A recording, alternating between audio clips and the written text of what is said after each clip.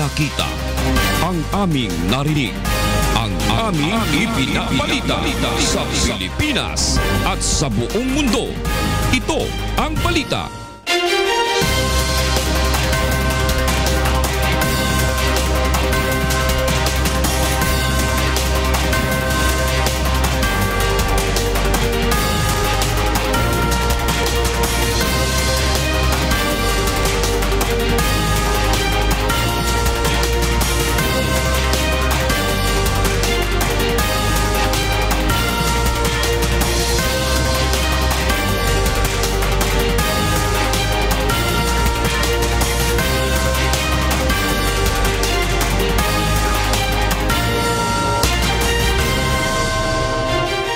Magandang hapon Pilipinas at sa buong mundo, sa ulo ng mga balita. Mga paraan upang masolusyonan ang matinding traffic sa Metro Manila, iprinisinta sa Senado ng ilang transport groups at non-government organizations. 10 pisong minimum fare sa jeep hihilingin ng mga operator kung itutuloy ng pamahalaan ang planong pagdadagdag ng buwis sa petroleum products. 10 mayor at vice mayor na sangkot umano sa operasyon na ilegal na droga sa Central Luzon, kabilang sa second batch na ilalabas na listahan ni Pangulong Rodrigo Duterte. Authenticity ng inilabas na matrix ng umunay illegal drug operation sa loob ng New Bilibid prisons, pinagdududahan ni Senator Laila De Lima. Bilang ng mga nasawi sa lindol sa Italy, umabot na sa mahigit 200. Mahigit 20 Pilipino kabilang sa mga nawalan ng tirahan dahil sa lindol. Ngayon po ay araw ng Huwebes, ika-25 sa buwan ng Agosto taong 2016. Una sa ating mga balita ngayong hapon. Tinulungan ng UNTV News and Rescue Team at Davao Central 911 ang 2 lalaking na aksidente sa motorsiklo sa Buhangin, Davao City. Ito ang balita ni Janice Inhente. Direspondihan ng UNTV News and Rescue Team ang aksidente sa motorsiklo sa Barangay Kabantian Street, Buhangin, Davao City pasado alas 2 kaninang madaling araw. Nagtamo ng gasgas sa iba't ibang bahagi ng katawan ang driver ng motorsiklo na kinilalang si Erwin Fernando Magdagasang, 37 years old at kanyang angkas na si Mardao Manbote, 26 years old. Kaagad na nilapatan ng first aid ng UNTV News and Rescue Team ang mga biktima katulong ang Davao Central 911. Sabay yung buwan, padong diri sir. Tingnan ako nga, hinahinay lang ta. Kaya nakainom sila ba? Abi, ngayon na ako gamay, kaningon mo sila, una lang. Una ako gamay. Pag taod-taod, di kalit na mag-buwan diri. Surasay. Matapos malapatan ng Pangunang Lunas ang 2 biktima ay tumanggi na ang mga itong magpadala sa ospital. Janice Inhente, UNTV News and Rescue, Davao City. Hihingi naman ng dagdag na pasahe ang mga jeepney operator kung itutuloy ng pamahalaan ang planong pagpapataw ng dagdag na buwis sa mga produktong petrolyo. At upang ibigay sa atin ang detalye sa ulat na yan, kasama natin sa studio ang ating senior correspondent na si Grace Casin. Grace? Attorney, desidido yung Department of Finance na magpataw ng dagdag na buwis sa langis. Kanina, ayon sa DOF, ang mula dun sa 4 pesos and 35 centavos na currently na ipinapataw sa langis, gusto nilang iakyat yan sa 10 piso. Dahil ayon kay DOF Secretary Carlos Dominguez III, nasa 2 dekada nang hindi na-adjust yung excise tax na pinapataw sa langis. Kaya naman para sa kanila, panahon na raw para gumalaw o i-adjust ito ng gobyerno. Pakinggan natin ang kalihim. Think about, we will also index the oil excise to inflation. Indexation is a built-in mechanism that will make the tax system responsive to economic conditions. Attorney, dahil nga dyan sa sinabi niya ng DOF kanina, desidido yung mga jeepney operators na humingi ng dagdag na pasahe. Ayon sa kanila, from 7 pesos ngayon na minimum na pasahe sa jeep, gusto nila itong gawing 10 pesos. Dahil wala naman daw silang ibang naiisip na gawin para naman hindi sila malugi. Pakinggan natin ang presidente ng Pasang Mazda, Obet Martin. kung talagang tataasan ang excise tax sa petroleum product from 450 or 5 pesos to 10 pesos, wala ko kami magagawa kundi ang mag-file ng formal petition for increase of rates. Attorney, dahil ang pangunahing sasalo niyan ay yung mga commuter, tinanong natin ilang mga commuter kanina na araw-araw na bumabiyahe sa jeep at sa bus, ito yung kanilang naging sagot. Pabor kasi syempre hindi tumataas yung sahod, tapos tumataas yung mga pamasahe. Lugi yung mga employees, lalo na mga katulad namin. Talagang ang hirap niyan kasi sa hirap ng buhay ngayon, pag yung pamasahe itaas pa, masisira yung mga budget natin. Siyempre, mahirap na nga yung mga tao, lalo pang madadagan yung hirap. Kasi po malaking ano din yun sa amin, lalo na nagtatrabaho kami, hindi naman po minimum yung sahod namin. Pansit na ating Attorney, aminado naman ng DOF na kapag tumataas yung presyo ng langis, lahat talagang apektado. Pero ayon nga kay Secretary Dominguez kanina, humihingi lang sila ng konting sakripisyo sa bawat isa sa atin habang unti-unti nilang inaayos yung sistema ng bansa. Ayon sa kanya, hindi naman daw nila ito magagawa ng isang linggo, kaya konting pasensya lang hinihingi nila at sakripisyo. Ayon sa kanya, pag natapos naman daw to, para din to sa mabigyan ng maayos na pamumuhay yung bawat isang pamilyang Pilipino.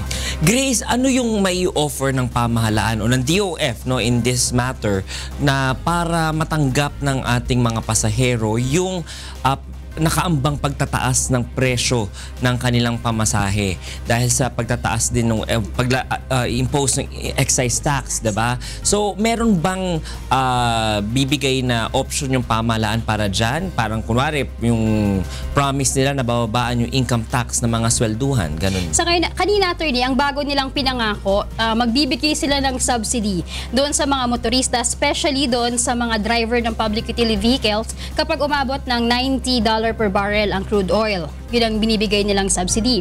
Pero sa mga maapektuhan, gaya ng mga commuter, still ang pangako nila ay ipapababa nga nila yung tax sa corporate at maging dun sa mga individual income taxpayers. So itong mga plano na ito ng DOF, sabay ba nilang gagawin ito habang pinag-uusapan ng Committee on Ways and Means sa Kongreso yung pag-i-impose ng excise tax? Pag-uusapan din ba nasabay din na uusad yung bill naman dun sa pagpapababa ng corporate income tax at saka nung income tax ng mga salaried employees? Attorney, ang priority nila ngayon ay yung una nilang pinangako, yung pagpapababa ng tax ng corporate at saka itong mga individual taxpayers. At after nyan, oras na matapos na yan, sunod-sunod na yan, iba pang mga tax reforms na gustong gawin ng Finance Department. At least medyo naman yung sinasabi kanina ng mga na-interview mo doon sa budget, di ba? At least meron pa rin silang spending power dahil nga bababa yung mga taxes nila. Yes. Maraming salamat, Grace Casin, para sa ulat na yan. Ipinagpatuloy ngayong araw ng Senate Committee on Public Services ang pagdinig sa panukalang pagbibigay ng emergency powers kay Pangulong Rodrigo Duterte upang masolusyonan ang matinding traffic sa Metro Manila at iba pang highly urbanized area. Ito ang balita ni Joan Nano. Iprinisinta kanina ng mga transport group at ilang non-government organization ang nakikita nilang mga pamamaraan upang masolusyonan ang krisis sa traffic dito sa Metro Manila. Kaalinsabay ito ng ikalawang pagdinig ng Senado sa panukalang emergency powers kay Pangulong Rodrigo Duterte. Kabilang dito ang carpooling o ride-sharing.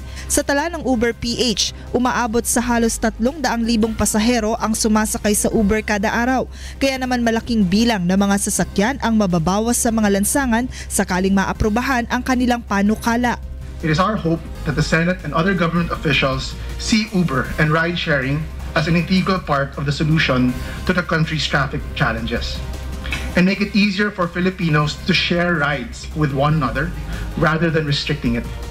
Para naman sa Management Association of the Philippines, mainam na magkaroon ng mga floating bridge at karagdagang overpasses na magsisilbing alternatibong daanan ng mga tao at mga motorista.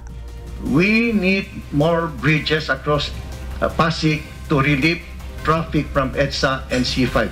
Kabilang din sa mga tinalakay kanina ang ilang mga problema sa provincial at city buses na dumaraan sa EDSA na sinasabing nakadaragdag sa matinding traffic. Sa datos ng MMDA, tinatayang nasa mahigit 3,000 provincial buses ang araw-araw na dumaraan sa EDSA, habang nasa 4,800 city buses naman ang mayroong franchise at maaaring bumiyahe rito sa Metro Manila. Kaugnay nito, pinag-usapan rin kanina ang plano ng DOTR na pagpapatayo ng 3 bus terminal na ipoposisyon sa FTI Taguig, Coastal Baclaran at sa may bahagi ng Veterans Memorial Medical Center sa Quezon City. Layo ng proyekto na gawing sistematiko at madisiplina ang mga bus sa loading at unloading system.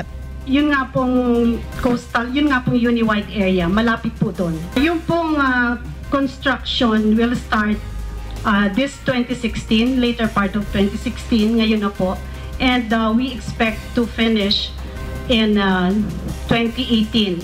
Pwede pong mag-start na yung operation by 2018. Target naman ng Senado na madesisyonan ng panukalang emergency powers bago matapos ang taon. Joan Nano, UNTV News and Rescue, Senate of the Philippines. Umaasa ang Bureau of Immigration na susuportahan ni Pangulong Rodrigo Duterte ang kanilang plano na gumamit na ng Advanced Passenger Information System o APIS. Ito ang balita ni Victor Cosare. Nasa mahigit 700 dayuhan ang hindi pinahintulutang makapasok ng Pilipinas nitong Hulyo. Sa tala ng Bureau of Immigration, ang mga dayuhang ito ay hindi pinayagang makapasok ng Pilipinas dahil hindi nila maipaliwanag ang dahilan ng kanilang pagbisita. Kaduda-duda ang hawak ng mga dokumento o kaya ay nasa derogatory list ng ahensya. Pinakamarami sa mga ito ay Chinese nationals. Prior to the July statistics of 720, the past months we had only 200 plus exclusions. It only indicates that the Bureau of Immigration is stepping up its monitoring and identification of possible undesirable aliens coming in to the country. Pero ayon sa BI, mas mapapaigting pa ang pagbabantay sa border ng bansa kapag nagkaroon na ng Advanced Passenger Information System o APIS ang Pilipinas. Sa pamamagitan nito, agad nalalaman ng kawanihan kung sino-sino ang sakay ng isang eroplano bago pa man ito makarating ng Pilipinas. Ipinresenta na ng BI sa Department of Justice ang plano at umaasang makakarating ito at aaprubahan ng Pangulo. Paliwanag ng tagapagsalita ng Immigration Bureau, bukod sa pondo, kailangan ng executive order upang maipatupad ang APIS sa bansa at mapasunod ang airline companies dito. The law only states that they are required to give us a list after they have landed or before, right before they depart. Ito po, hinihingi po natin yung listahan sa kanila bago pa man sila lumapag dito sa bansa. Kaya po kinakailangan din ng executive order para po maipatupad dito. Ito po ay makakapagbigay sa atin ng mas mahabang panahon para po ma-screen at madaan sa database ang mga passengers. Noong nakaraang administrasyon pa binalak ang paggamit ng APIS, subalit hindi ito naipatupad. Victor Cosare, UNTV News and Rescue, Manila. Isinalang na sa pagdinig ng House Appropriations Committee ang proposed budget para sa Department of Agriculture na nagkakahalaga ng 50.6 billion pesos. Ito ang balita ni Nel Maribuhok. Aabot sa 50.6 billion pesos ang panukalang budget ng Department of Agriculture para sa taong 2017. Mas mataas ito kumpara ngayong taon na may 48.9 billion pesos. Ayon kay Agriculture Secretary Manny Piñol, ang National Expenditure Program ng ahensya ay babatay pa rin sa planong programa na nais maipatupad ni Pangulong Rodrigo Duterte. Kaugnay ng Poverty Alleviation Program, plano ng ahensya na magkaroon ng pagtutok sa 10 mga mahihirap na probinsya kada taon upang magpatupad ng mga livelihood program. Bukod pa ito sa planong modernisasyon at paggamit ng mga makabagong teknolohiya sa sektor ng agrikultura. Nasa 5.1 billion pesos naman ang proposed budget ng National Food Authority, mas mataas ng 8.3% kumpara ngayong taon. 36.35 billion pesos naman ang panukalang budget ng National Irrigation Administration na may 11% increase. Ipatutupad rin ng ahensya ang simpleng financing program para sa mga magsasaka at mangingisda. We have already allocated initially 750 million which we will download to reliable NGOs or local government units which will then relend this to our farmers. Ipiniresinta rin ng DA ang priority bill ng ahensya. Kabilang narito ang pagsusulong ng libreng irigasyon, pagsusulong ng Coco Levy Trust Fund, Land Use Policy Bill, Urban Agriculture, Philippine Native Animal Development Act at Right to Food. Nel Maribohok, UNTV News and Rescue, House of Representatives. Tumataas ang bilang ng mga Pilipinong nangangailangan ng kidney transplant sa bansa bawat taon. Samantala, inilunsad ngayong araw ang Renal Gift, Allowing Life for Others o Regalo Organ Donation Advocacy bilang tugon sa dumaraming pasyente ng end-stage renal disease. Ito ang balita ni Aiko Miguel. Tinatayang 41 Pilipino ang nakararanas ng kidney failure araw-araw at karamihan sa mga ito ay nangangailangan na ng transplant para sa kanilang end-stage renal disease. Noong 2015, umabot sa 14,000 kidney patients sa bansa ang sumailalim sa dialysis. 475 lamang ng naturang bilang o katumbas ng 3.4% ang nakatanggap ng donor para sa kidney transplant. Ayon sa Kidney Foundation of the Philippines, kulang na kulang ang mga kidney donor sa bansa kaya patuloy ring tumataas ang bilang ng mga namamatay sa sakit sa bato. Bilang tugon sa kakulangan nito, inilunsad ngayong araw ang Renal Gift Allowing Life for Others o Regalo Organ Donation Advocacy. Hinihikayat nito ang mga nais na maging donor o mga may kaanak na yumauna na tulungan ang mga may sakit na nangangailangan. Living donors can safely give a kidney. You can easily live a very fruitful and successful life with one kidney. The act of donation is a very safe procedure. Nais ng Regalo Organ Donation Advocacy na mabago ang kaisipan ng publiko na mapanganib ang pagdodonate ng kidney. Ang pagbibigay ng bato sa mga nangangailangan ay hindi panganib sa buhay ng donor kundi tulong sa survival ng recipient nito. Aiko Miguel, UNTV News and Rescue, Quezon City. Susunod sa ito ang balita. 10 mayor at vice mayor na sangkot umano sa operasyon na iligal na droga sa Central Luzon, kabilang sa second batch na ilalabas na listahan ni Pangulong Rodrigo Duterte.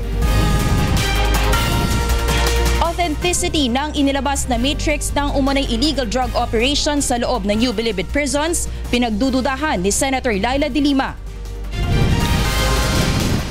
Pagsasanay sa mga police recruits nais nang kuhanin ng Philippine National Police sa National Police Training Institute sa harap ng tumataas na bilang ng mga pulis na nasasangkot sa illegal na droga.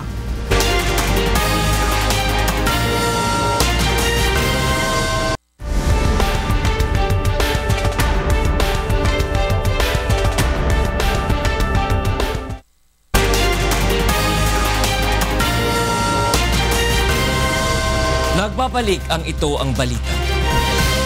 Isinuko na sa pulisya ni Daang Bantayan Mayor Vicente Loot ang kanyang mga armas matapos siyang mapabilang sa mga pinangalanan ni Pangulong Rodrigo Duterte sa mga opisyal na umano'y sangkot sa iligal na droga. Samantala, 10 mayor at vice mayor naman ang inaasahang makakasama sa panibagong drug matrix na ilalabas ni Pangulong Duterte. Ito ang balita ni Joshua Antonio. We are now on the process of validating more or less 10 mayors and vice mayors of Region 3. There are reports coming in that they are involved also on illegal drugs. Ito ang naging pahayag ni Acting Regional Director Police Chief Superintendent Aaron Aquino ng Central Luzon sa mga miyembro ng media hinggil sa bagong batch ng mga pangalan ng mga alkalde at vice-alkalde na sangkot sa illegal na droga. Aabot sa 10 alkalde at vice-alkalde mula sa Central Luzon ang mapapasama rito. Inaasahang pagkatapos ng 2 linggong validation ay makukumpleto na ang pangalawang batch na listahan. And after I complete this one, I will be submitting this to our QPNP. And definitely our QPNP will be submitting this to the President of the Philippines.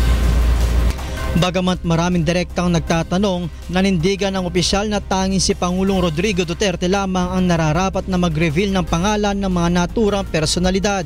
In fact, mayroon ngayon Mayor Romate sa akin at sinasabing, Sir, makailang ka naman sa investigasyon para malaman na ng taong bayan na hindi kami involved dito. Eh sabi ko, hindi po ako makikialam sa investigasyon. Samantala, formal nang itinurnover sa Police Regional Office 7 ang mga isinukong armas ni Daang Bantayan Mayor Vicente Loot kahapon matapos na kanselahin ang mga lisensya nito ng Department of the Interior and Local Government. Mismong ang mga pulis ng Daan Bantayan at abogado ni Loot na si Attorney Russell Fuentes ang nagsuko sa 12 piraso ng armas ng alkalde. Kabilang sa mga isinukong armas ni Loot ay 6 na pistol, 4 na high-powered rifles, 1 rifle at 1 shotgun. Samantala, pinayuhan ni Police Regional Office 7 Director Chief Superintendent Noli Talino si Loot na sakaling makatanggap ng pagbabanta ay maaari itong humiling ng security sa National Office. Isa si Loot sa mga opisyal ng local government na pinangalanan ni Pangulong Rodrigo Duterte na sangkot sa iligal na droga. Joshua Antonio, UNTV News and Rescue, Philippines. Sinagot naman ni Senador Leila de Lima ang inilabas na drug matrix ni President Rodrigo Duterte na nagpapakita umano ng kanyang ugnayan sa mga sindikato ng droga. Ito ang balita ni Joyce Balancio. Pinagdududahan ni Senator Leila de Lima ang pinanggalingan ng inilabas na matrix sa umunay illegal drug operations sa New Bilibid prisons kung saan naroroon ang kanyang pangalan. Sinabi ng dating Justice Secretary na kahit sino ay maaaring gumawa ng ganoong dokumento ng walang basihan.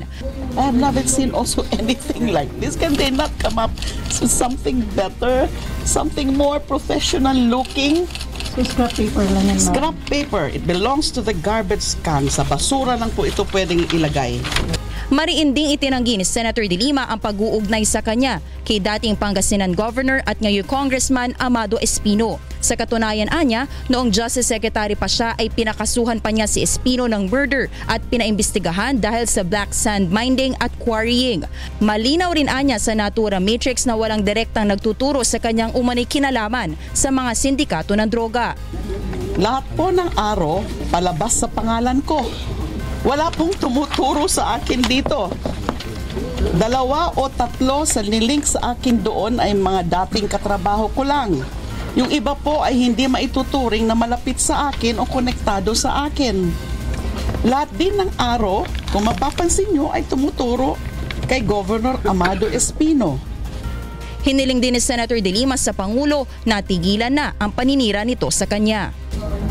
So please, Mr. President, I'll be celebrating my birthday this Saturday. I'll be 57 years old. I'm still young. So sana po, dun sa mga matitira ko pang mga taon dito, makabuluhan naman ang aking mga gagawin rather than ito na napipilitan akong sumasagot sa mga kabalastugan na ito.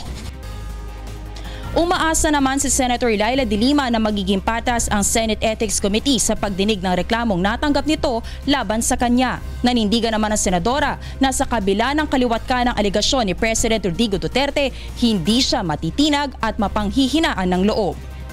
Joyce Balancio, UNTV News and Rescue, Senate of the Philippines. Itatakda na ng liderato ng mababang kapulungan ng Kongreso ang investigasyon nito kaugnay ng paglaganap ng iligal na droga sa New Bilibid Prison. Ito ang balita ni Nel Maribuhok. Tuloy na ang pagpapatawag ng investigasyon ng mababang kapulungan ng Kongreso sa paglaganap ng sindikato ng droga sa mga pambansang kulungan. Nakasaad sa House Resolution No. 105 na nais ng mga mambabatas na siyasating mabuti ang naiulat na patuloy na operasyon ng 2 top drug dealers na sina Peter Co at Herbert Colanco sa loob ng NBP. Kabilang din sa titingnan ng komite ang posibleng pananagutan ng mga otoridad, partikular na sa ilalim ng panunungkulan ni dating DOJ Secretary at ngayon ay Senator Leila de Lima. Lahat po ng tao na may kinalalaman doon sa ating pag-iimbestiga ay atin pong iimbitahin. Gayunman, hindi napipiliting dumalo si De Lima sa naturang pagdinig. Ay hindi naman natin siya pipilitin na dumalo. No? Nasa sa kanya yon, option niya yon dahil meron naman tayong tinatawag na interparliamentary courtesy. At yun ay ibibigay natin. Igagalang po natin yan. Sa ngayon ay wala pang itinatakdang schedule ang lower house kung kailan isasagawa ang pagdinig.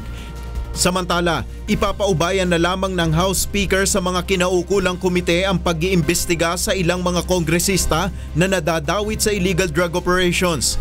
Kabilang narito ang isa sa mga pinangalanan ni Pangulong Duterte na si Pangasinan Representative Amado Espino Jr.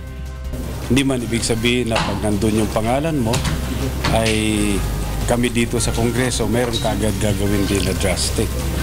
We have to look into that. Meron naman tayong proper committees para tignan itong problema na ito. Nel Maribuhok, UNTV News and Rescue, House of Representatives.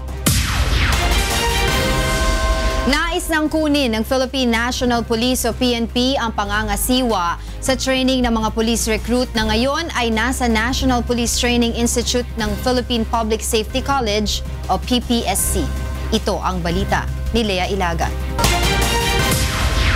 Sa buong mundo, kami lang ang police agency na yung training ay hindi namin hinahawakan. The police force who is not training its own policemen. So it's very odd, very ironic at I cannot, I don't see the logic. Malaking hamon para sa pamunuan ng Philippine National Police ang kawalan nila ng kontrol sa pagsasanay sa mga police recruit. Ito ang dahilan kung bakit nais ni PNP Chief Police Director General Ronald Bato de la Rosa na pangasiwaan ang training sa mga ito sa harap ng pagtaas ng bilang ng police non-commissioned officer na nasasangkot sa illegal na droga. Base sa tala ng PNP Internal Affairs Service, may 81 drug cases na kinasasangkutan ang Police Officer 1 o PO1, habang 48 naman ang may ranggong Police Officer 3 o PO3 at 42 ang Police Officer 2 o PO2. Yung PO1s, sila yung nasa kalsada. They have the more frequent contact with the elements there, di ba? Even the good citizens and the bad citizens, especially the bad citizens, and they are there. Kaya naman, ang nakikitang solusyon ng PNP ay kunin ang pamamahala sa training ng mga ito na kasalukuyang nasa National Police Training Institute sa ilalim ng Police Public Safety College o PPSC. So in the PNP, we also want to handle the one to take charge of the training of our personnel so that we will assume responsibilities ng skills enhancement nila, intellectual development, and moral transformation. Ayon naman sa National Police Training Institute, sa isang taong pagsasanay ng mga police recruit, ang huling 6 na buwan ay ginugol na sa field exercise na ang PNP ang nangangasiwa. 1 year yung buong training nila 4 PO1s, yung bagong PO1s. Ang umahawak na noon, yung last 6 months, ay yung training service. So ang binibigay lang ng National Police Training Institute, yun lang academics. Sa kabila ng tuksong dulot ng malaking pera mula sa droga, sisikapin pa rin ng PNP na malinis at maiwasto ang kaisipan ng ilang mga kasamahan na nalilihis ng daan. Lea Ilagan, UNTV News and Rescue. Krame. Nangangamba ang ilang homeowners association sa Pasig City sa posibleng maging epekto ng anti-drug campaign ng pamahalaan kahit ipinaliwanag na ito ng pulisya sa isinagawang dialogo kanina. Ito ang balita ni Brian De Paz. Nagpahayag ng pangamba ang mga residente ng Valle Verde 1 sa isinasagawang Oplan Tokhang ng Philippine National Police. Bagamat kaisaan niya sila sa layunin ng pamahalaan na sugpuin ang operasyon ng iligal na droga sa bansa, hindi maiaalis sa kanila ang takot lalo na sa sunod-sunod na pagkamatay ng ilang sinasabing drug suspects. May anxiety ang mga ang mga residente dahil doon sa nababasa. Nasa media, yung mga nangyayari before na ang mga pulis, parang there were a few rogues, no?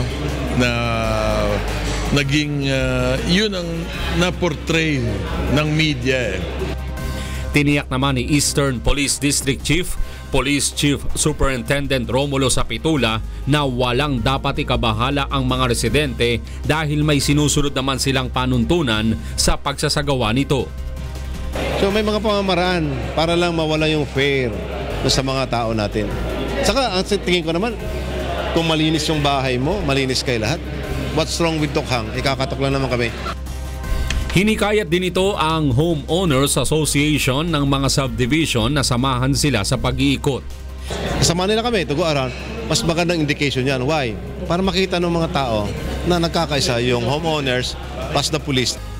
Ipinakita rin ng mga polis sa mga residente kung paano ginagawa ang Oplan Tokhang upang magkaroon sila ng ideya sakaling katukin ang kanilang mga bahay. Samantala, ikinatawa naman ni General Sapitula ang donasyon mula sa isang non-government organization na nasa 200 helmet na magagamit ng mga rider ng EPD sa kanilang pagpapatrolya. Nag-donate din sila kahapon sa Manila Police District na nasa 300 na helmet habang nasa 200 naman ang ipagkakaloob bukas sa National Capital Region Police. Brian De Paz, UNTV News and Rescue, Pasig City.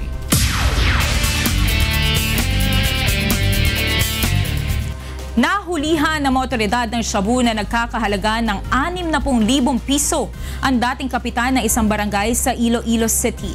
Samantala, isang drug pusher ang nasawi matapos umanong manlaban sa mga otoridad sa buy-bus operation sa Norzagaray, Bulacan kagabi. Ito ang balita ni Bernard Dadis. Sa Bulacan, patay ang isang drug pusher sa buy-bus operation ng Bulacan PNP sa Barangay Matiktik, Norzagaray, Bulacan, pasado alas 11 kagabi. Ayon kay PO1 Romy Zacarias, investigador, isang buwan nilang minanmana ng suspect na kinilalang si Jeffrey Madrilejos alias Imo. Isang police asset ang nagpanggap na buyer ng droga at nakipagtagpo sa suspect sa sementeryo. Nakakatuhan namin na kasama yung asset na bibili. Yun, nagtatago siya rito sa loob. Lalabas lang siya pag may bibilin tao. Ayon sa mga otoridad, nanlaban ang suspect gamit ang improvised shotgun. Anong nakahalata siya nung bibili yung asset namin, bigla niyang kinuha yung improvised shotgun niya dito sa nakatago sa damuhan. Yun, doon siya naglaban. Pinutokan kami kaya bumalik din ang puto kami. Na-recover kay Imo ang 5 sachet ng pinaghihinalaang shabu. Ay hindi na po natin alam na may nagsusupply pa pala ng ganito rito.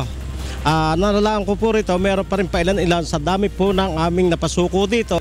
Hindi po namin kilala. At sa Iloilo City, huli sa buy-bus operation ng PDEA Region 6 ang dating barangay captain ng Sara, Iloilo at ang kinakasama nito. Nakuha sa bahay ni Romy Democrito ang 4 na sachet ng hinihinalang shabu na nagkakahalaga ng 60,000 piso. Inamin naman ang suspect na dati siyang gumagamit ng droga, ngunit giit nito na tumigil na siya 4 na buwan na ang nakalilipas. Ako kay sa batudtod hindi na amon kuan item. Buhay kami sing amo sina nga isang nagagamit ako mga tag 200. Samantala, nahuli ng Regional Anti-Illegal Drug Special Task Operations Group kaninang umaga ang kapatid ng kinikilalang drug lord sa Iloilo City. Nahuli si Richard Prebendido sa isinagawang buy-bus operation ng mga otoridad sa Barangay Bakhaw, Mandurriao. Pinabulaan na naman ni Prebendido na gumagamit o nagbebenta siya o ang kanyang kapatid ng droga. Ay kuya, boy ko gamit o magugabaligya. Ay kung nagaduso ko, harap ko sa karsada maluto. Nakuha sa suspect ang shabu na nagkakahalaga ng 3,000 piso.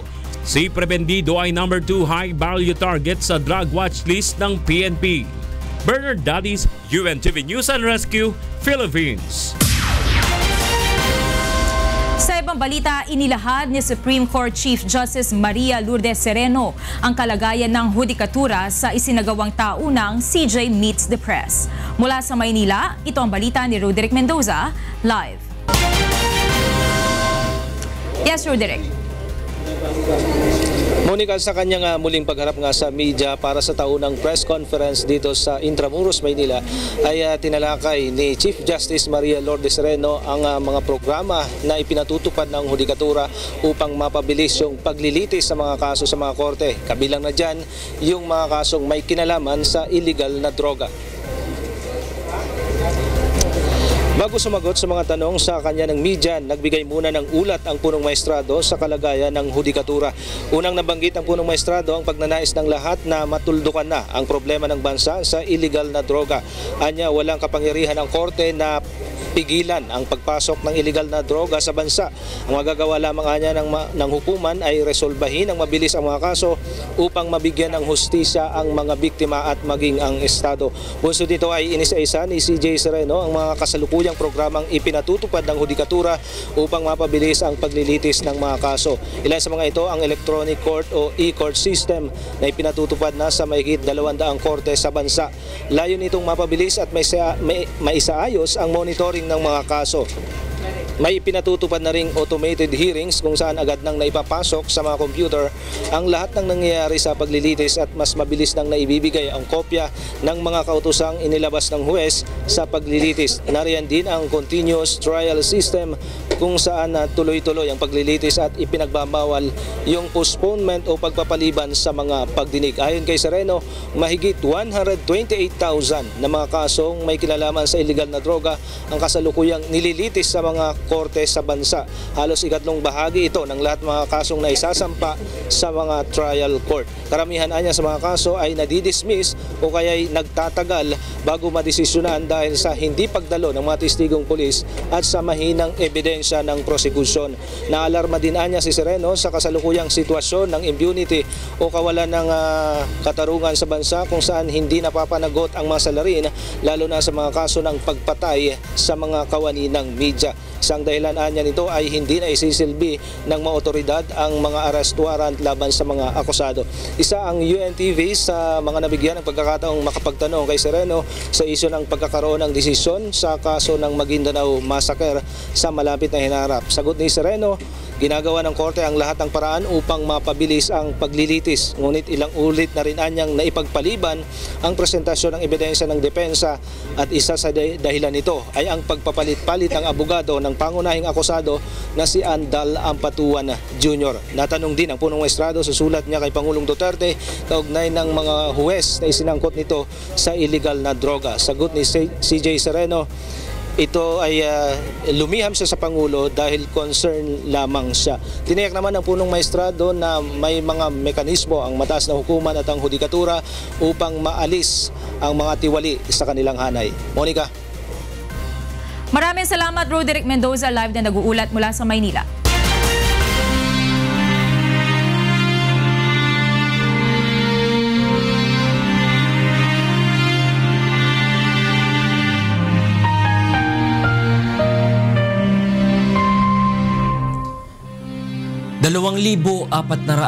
at 67 araw na po ang nakalipas mula na maganap ang malagim na Maguindanao Massacre.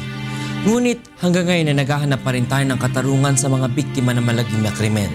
At sa tila madilim na hinaharap ng kaso, hindi po bibitiw ang UNTV sa labang ito hanggang makamit ang katarungan hindi lamang para sa aming 4 na kasamahan, kundi sa lahat ng mga biktima ng karumal-dumal na pamamaslang. Susunod sa ito ang balita. Bilang ng mga nasawi sa lindol sa Italy, umabot na sa mahigit 200. Mahigit 20 Pilipino kabilang sa mga nawalan ng tirahan dahil sa lindol.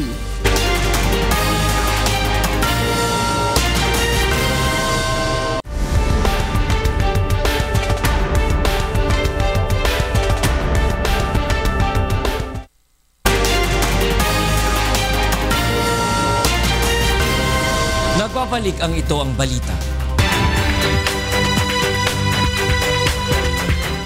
Naka-red alert ang Palawan Disaster Risk Reduction and Management Council o Office dahil sa nararanasang baha sa lalawigang bunsod na mga pag-ulan. Ito ang balita ni Andy Pagayon. Patuloy pa rin na nakakaranas ng pagbaha ang ilang lugar dito sa Palawan dahil sa ilang araw na pag-ulan. Bunsod dito, nakalagay na sa red alert ang Palawan Disaster Risk Reduction and Management Office sa ilang mga munisipyo sa lalawigan. Tinitingnan din natin yung mga areas na prone to landslide, prone to floods, prone to storm surge, at inaalam natin per area yun. At nasa gayon, pag may dumating na isang calamity, tututukan natin. Ayon sa PDRRMO, patuloy pa rin ang kanilang pagmomonitor sa mga bayan ng Nara at Quezon, Palawan na binabaha ngayon. Tinatayang nasa 5 pamilya ang inilikas na sa bayan ng Nara, Española, Quezon, Rojas at Taytay dahil sa mga nararanasang landslide doon. Siniguro naman ng lokal na pamahalaan na sapat ang kanilang pondo sa mga maaapektuhang pamilya. Masasabi ko yes lagi kaming ready. Lagi kaming meron enough para sa ating mga kababayan. And we really just have to take note na ang provincial government is on the augmentation side. Bali, syempre, yung LGU mismo na naapektuhan, sila muna yung magbibigay ng mga assistance. Muli namang nagpaalala ang PDRRMO sa ating mga kababayan, lalo na ang mga nakatira sa mababang lugar, na kung magpapatuloy ang pag-ulan ay lumikas na at magtungo sa mas ligtas na lugar. Andy Pagayona, UNTV News and Rescue, Palawan.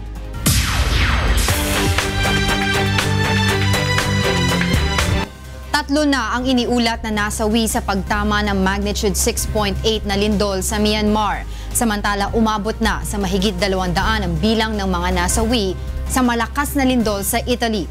Ito ang balita ni Edith Ortates. Sa Italy, patuloy ang paghahanap ng mga survivor na naganap na magnitude 6.2 na lindol sa Italia kahapon. Ayon sa ulat, umabot na sa mahigit 240 ang nasawi. Ayon sa Civil Protection Department, mayroon pang mahigit 100 individual ang nawawala sa bayan ng Amatrice. Hinihinalang natabunan ang mga ito ng gumuguhong mga gusali habang sila ay natutulog.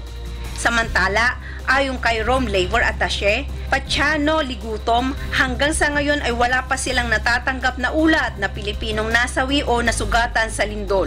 Ngunit may 22 Pilipino ang pansamantalang nanunuluyan sa evacuation center sa Norcia, Italy, matapos sirain ng lindol ang kanilang mga bahay.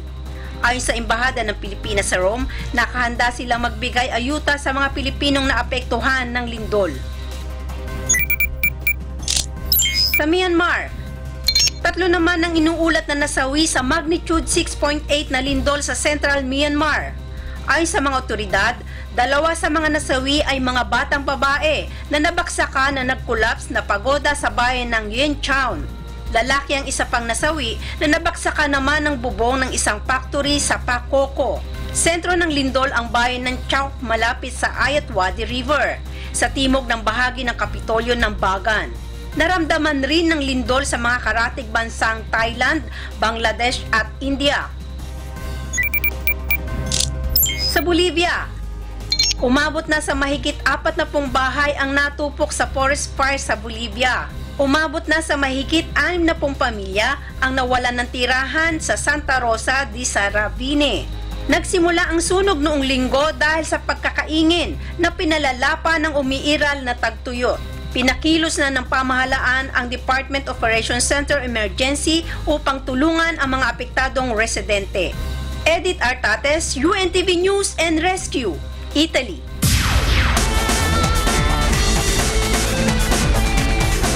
Inihayag ng Russian Paralympic Committee na tuloy pa rin ang ginagawang paghahanda ng kanilang mga atleta sa paglahok sa Paralympics sa Rio de Janeiro. Ito ay kahit hindi kinatigan ng Court of Arbitration for Sport ang apela sa pagban sa kanilang mga atleta sa Paralympic Games. Ayon sa chairman ng Paralympic Committee ng Russia, nananatili silang optimistic at tuloy ang ensayo ng kanilang atleta dahil sa mga ginagawang hakbang ng kanilang mga abogado at consultants. Inilabas ang desisyon na huwag isama ang Russian team nitong August 7 ng International Paralympic Committee. Kung hindi mababago ang desisyon, hindi makakasali ang mahigit sa 200 atleta ng Russia sa Paralympics na idarao sa September 7 at magwawakas sa September 18.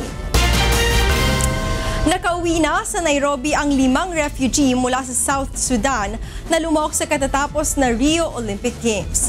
Mainit ang naging pagsalubong sa 5 atleta na sumali sa Rio Games bilang independent team.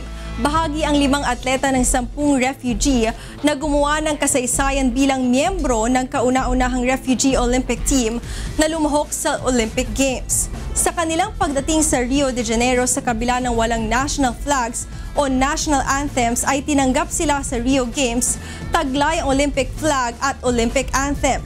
Ang dating Olympian na si Tegla Lorop ng Kenya ang nagsilbing chef de mission ng kuponan. Ang 5 taga-Nairobi ay sina Angelina Naday Lohalith, Rose Nathain Loconien, Yich Purbiel, Paula Amotun Locoro at James Nyang Chinglien.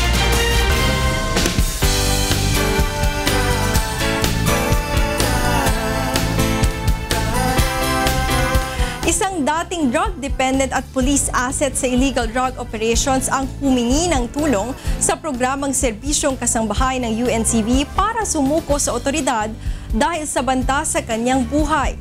May report si June Soriao. Halos kalahating taon na mula nang huminto sa paggamit ng ipinagbabawal na gamot si alias Totoy, 24 anyos. Ngunit noong August 9 ng 1:00 ng madaling araw, papauwi na sana siya ng bahay nang salubungin umano siya ng ilang unipermado at nakasibilyang pulis kasamang ilang kawani ng barangay. Nagulat siya at tumakbo nang bigla siyang pagbabarili ng mga ito. Di ginawa po, tingin ko mga pulis po. May paputok po sila. Ang ginawa po, nanakbo po, bitawan ko po yung motor. Pinuputokan pa rin ako pang nanakbo. Ang ginawa po, tumal na po sa ilog. Ayon kay Totoy, tumagal ng hanggang 5:00 ng madaling araw ang insidente. Hindi umano siya tinantanan ng mga ito kahit nang tumalo na siya sa ilog. Nasa 8 putok ng baril ang kanyang narinig.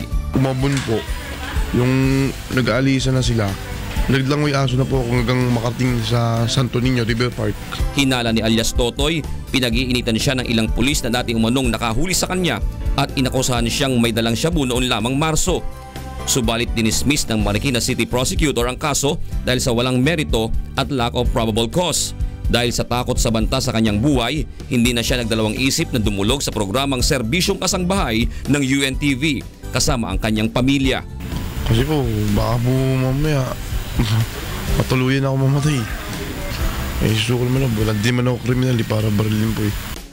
Inilapit naman siya ng programa sa PNP Police Community Relations Group na pinangungunahan ni Senior Superintendent Gilbert Cruz na hindi nag-atubiling tumulong sa kaso ni Totoy.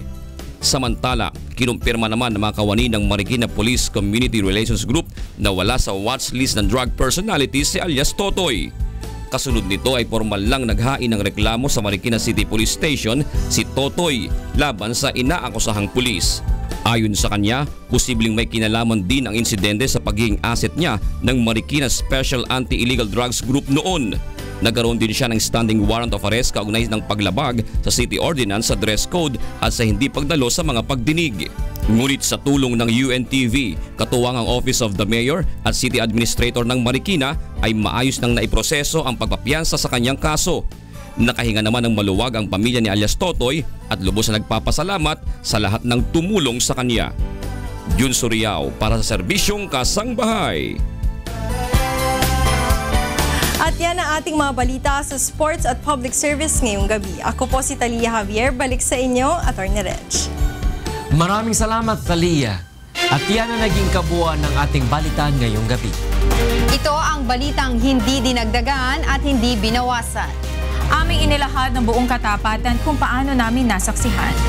Kayo'y makapagtitiwala ng aming nakita at narinig ang aming ibinabalita. Magandang gabi.